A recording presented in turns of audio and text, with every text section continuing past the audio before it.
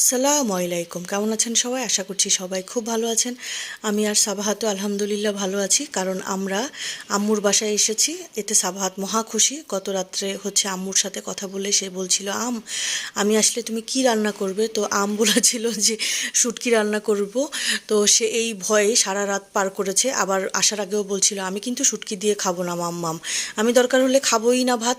তো আমি বললাম, না খেয়ে কি কেউ থাকতে পারে? তো সে বলছিল যে হ্যাঁ পারে, পানি খেয়ে আমি থাকবো, তারপর আমি শুটকি খাবো না। তো যাই হোক, তার সে আসবে বলে শুটকি রান্না করেনি, কত রকমের কিছু করেছে। কাবাব ছিল, চিকেন ছিল, গরুর মাংস ছিল, লাউ দিয়ে চিংড়ি মাছ ছিল, লাল শাক ভাজা ছিল। আর শুটকি আমি পছন্দ করি দেখে আমার জন্য শুটকি ভুনা করেছিল। মানে কত কিছু যে করেছে। আমি অবশ্য চিকেনটা টেস্ট করিনি, কিন্তু আমি গরুর মাংসটা দিয়ে খেয়েছি। মায়ের হাতের রান্না কী যে অসাধারণ। আসলে সব বাচ্চাদের কাছেই তাদের মায়ের হাতের রান্না খুব ভালো লাগে। তো যাই হোক, সন্ধ্যায় একদম সন্ধ্যার আগ মুহূর্তে বাসায় এসেছিলাম। কাজের খালা আসেনি, তারপরে নিজে সারাদিন কামলা দিয়ে এরপরে মায়ের বাসায় আসলাম। এরপরে সন্ধ্যায় এক কাপ গরম চা খেয়ে নিচ্ছি। আর এই যে মুয়াজ বাচ্চাটা না ঘুমিয়ে এসে পড়েছে। আমরা যখন এসেছিলাম তখন ঘুমাচ্ছিল।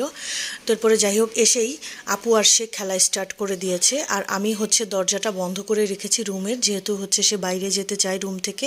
আর তার পিছে পিছে সারাক্ষণই ঘুরতে হয়। তো আমরা একটা রুমে ঢুকে তারপরে তার সাথে খেলাধুলা করছিলাম।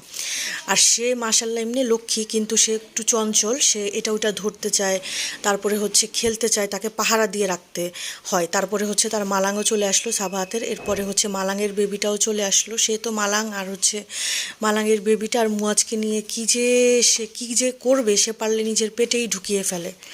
তো তারপরে যাই হোক, মুয়াজ দুষ্টুমি করছিল বলে একটা আপেল ধরিয়ে দিলাম। এই যে দেখেন, আপেল যেই কামড় দিচ্ছে মনে হয় যে সে কত বড় একজন মানুষ, আসলে তো কিছুই সে খাবে না। তারপরে আমি তাশরিফকে একটু পায়ে নিলাম, আর তাশরিফকে একটু চিল করানোর চেষ্টা করছি। ঘুম থেকে উঠেছে মাত্র, তো সে কান্নাকাটি করছিল। তো যাই হোক, এরপরে আমি আবার একটু নামাজ পড়লাম। তারপরে আবার ড্রয়িং রুমে গিয়ে দেখি মুয়াজ লক্ষ্মী বাচ্চার মতো কার্টুন দেখছে, আর আমার সাবাহাত বাচ্চাটা বসে বসে আঙ্গুর খাচ্ছে। মাশাল্লাহ, তারা দুই ভাই বোন কিন্তু অনেক লক্ষ্মী, তিন ভাই বোনই লক্ষ্মী। এখনও তো তাশরিফ ছোটো, হাঁটতে পারে না, তাই বললাম না। তো যাই হোক, এরপরে আম্মু পাকোড়া ভেজে দিল, তারপরে আরও আপেল, তারপরে পেয়ারা দিল। আমিও মহা সুখে খেলাম। আর এইদিকে মুয়াজকে ডাকছিলাম খাওয়ার জন্য, তো মুয়াজও আসতেছিল। তারপরে তো সে খেলো না। এরপরে বোন আবার বলল যে আমি রং চা বানাচ্ছি, তুমি খাবে? তো আমি বললাম যে হ্যাঁ, চায়ের জন্য আমি না করি না, অবশ্যই আমাকে দিতে পারো। তো রং চাটা আমি খেয়ে নিলাম। এরপরে আবার মুয়াজকে গ্রেপ্তার করে আমরা রুমে নিয়ে আসলাম, কারণ আম্মু আর তার মম্মি ওইদিকে রান্না বান্না করছিল।